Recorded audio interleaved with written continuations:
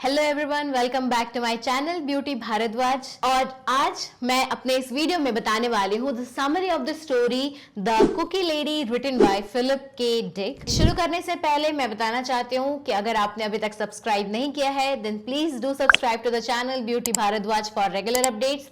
और अगर आप ये पूरी एक्सप्लेनेशन को इंग्लिश में सुनना चाहते हैं then visit my channel beauty of language. वो क्वेश्चंस जो कि एग्जाम्स में पूछे जा सकते हैं, सारी तरीके के क्वेश्चंस, वो सारे मैंने अपने वेबसाइट पे डाली हुई है। Please do visit beautyoflanguage.in। तो अब शुरू करते हैं इस कहानी के बारे में जिसका नाम है द कुकी लेडी।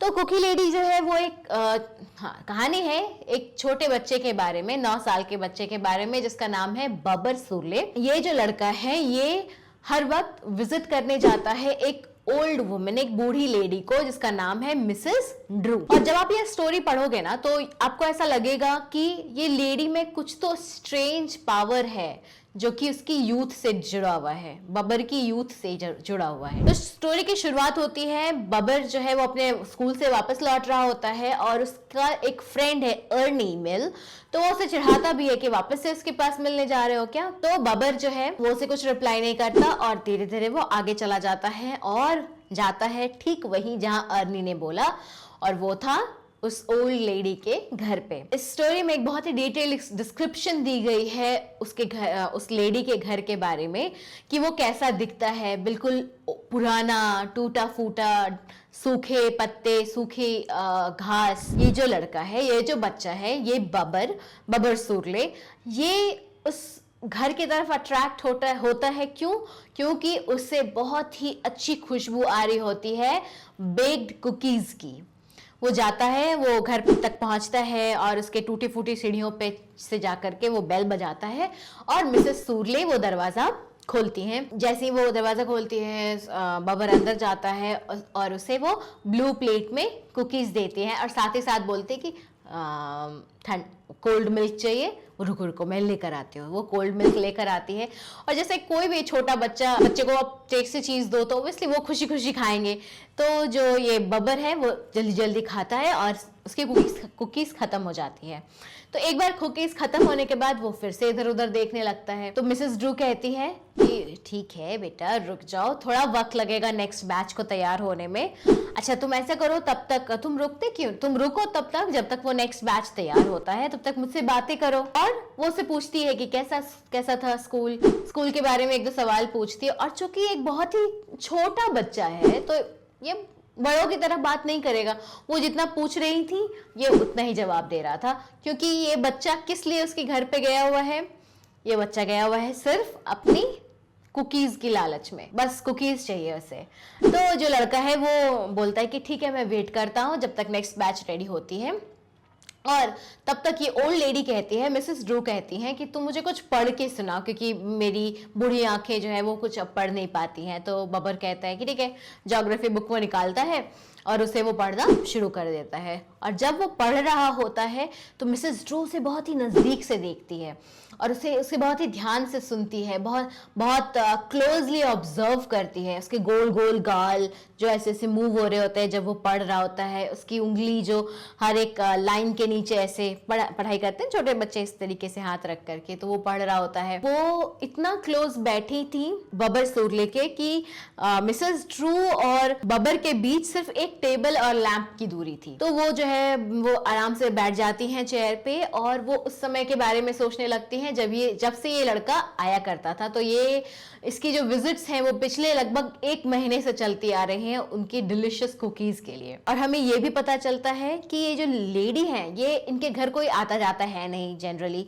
कभी कभार बस मेल आता है, वो जो मेल मैन आते हैं बस उतना ही, और ज्यादा कोई इनके यहाँ आता जाता नहीं है। तो मिसेस ड्रू बबर को पढ़ता सुनते सुनते वो सो जाती है और कुछ स्ट्रेंज होना शुरू हो जाता है। क्या होता है? शी स्टार्ट्स बिकमिंग यंगर, वो यंग होने लग जाती है। उनकी जो सारी झुर्रियां थी, जो रिंकल्स थे वो गायब होने लग जाते हैं। उनकी जो बॉडी है वो बिल्कुल हेल्दी लगने लग जाती है, सफेद बाल बिल्कुल काले हो जाते हैं, घने हो जाते हैं और धीरे धीरे वो बिल्कुल एक यंग वुमन में चेंज होने लग जाती है, लगभग 30 साल की। वो वार्मथ फील करने लग जाती है, यूथ की स्ट्रॉन्ग फील करने लगती है। ऐसा लगता है कि मानो उनमें वापस से लाइफ आ गई हो। ऐसा लिखा गया है कि उसे पता नहीं कि ऐसा क्यों हो रहा है, ऐसा उनके साथ क्यों हो रहा है।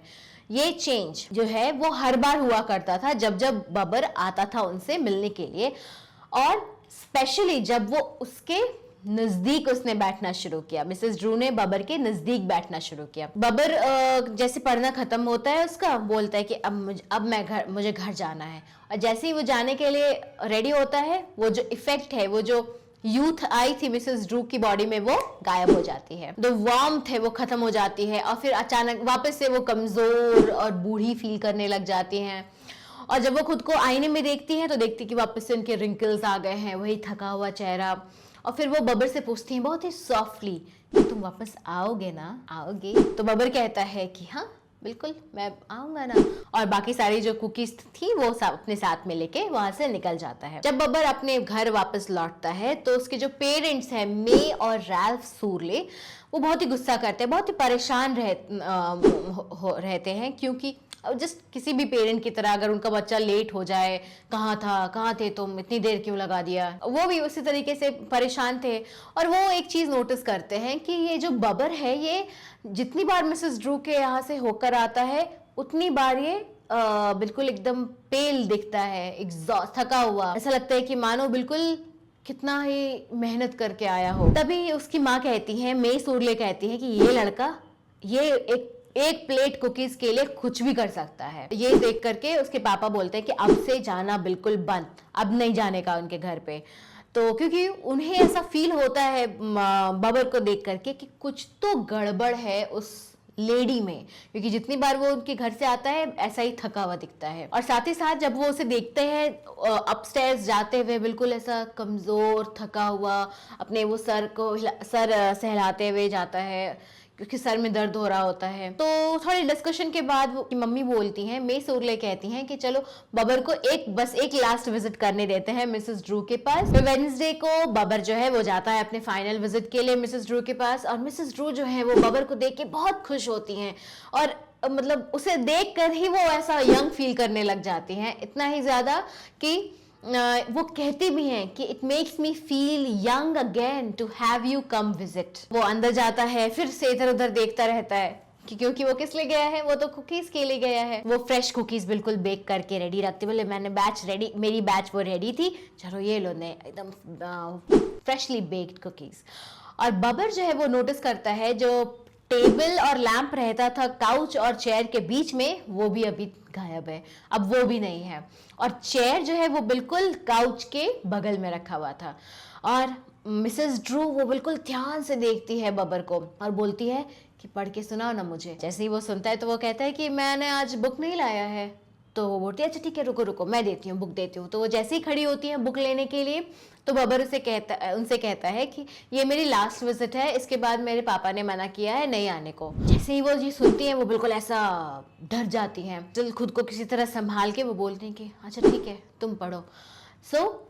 जैसे वो पढ़ना शुरू करता है वो उसके आर्म्स को टच करती है, बहुत ऐसे डेस्परेटली, बिल्कुल डर सी जाती हैं इस बात को सोच कर ही कि अब ये चीज दोबारा नहीं होगी, वो जो फीलिंग ऑफ यूथ है वो अब दोबारा नहीं होगी। और जैसे ही वो लड़का वो पढ़ता चला जाता है, वो उसने अपने हाथ रखा रहता है उसके आर्म पे, तो जैसे ही वो पढ़ता रहता है ऐसा लगता है मिसेस ड्रू को ऐसा लगता है कि उसकी उंगलियों के थ्रू यूथ उसकी बॉडी में फ्लो हो रहा है। वो क्या कर रही थी actually, she was drawing his youth into herself. और इस बार की जो ये चेंज थी, ये जो ट्रांसफॉर्मेशन थी, ये कंप्लीट होती है और परमानेंट रहती है। जैसे पिछली बार हमने देखा था ना कि जैसे ही बबर के जाने का वक्त हुआ तो वो कहता है कि अब मुझे जाना है, जैसे ही वो जाने के लिए रेडी हुआ उसकी जो इफेक्ट थी, वो यूथ वाली इफेक्ट, वो खत्म हो जाती है। पर इस बार जो ये चेंज थी वो परमानेंट थी और कंप्लीट थी, पूरी यंग, पूरी एनर्जेटिक दिखने लग जाती हैं और अलाइव दिखने लग जाती है। वो अपनी बॉडी छूती है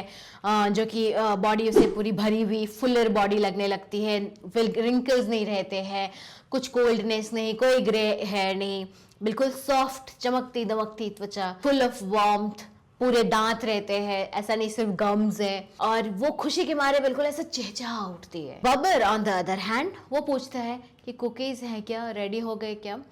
वो बोलती कि हाँ हाँ रेडी हो गए, और वो जाती है, कुकीज़ लेकर आती है, वो अपना मुंह पॉकेट सब कुछ भर लेता है कुकीज़ से और वहाँ से निकल जाता है। मिसेस ड्रू जो है वो अब यंग है और वो बहुत खुशी खुशी उसे गुड बाय कहती हैं और बहुत ही कॉन्फिडेंट फील करती हैं अपने इस यूथ के बारे में, जो कि अब उनके पास हमेशा रहेगा। वो खुद को आईने में देखती है, खुद को बिल्कुल ऐसे निहारती है, पसंद करती है खुद को कि वाह कितनी अच्छी लग रही हूँ मैं, बहुत ही यंग और लवली फील कर रही होती है। लेकिन बबर जो है वो वापस घर जा रहा होता है, धूप ढल चुकी होती है, आसमान में बादल छा गए होते हैं, हवा चलने लग जाती है।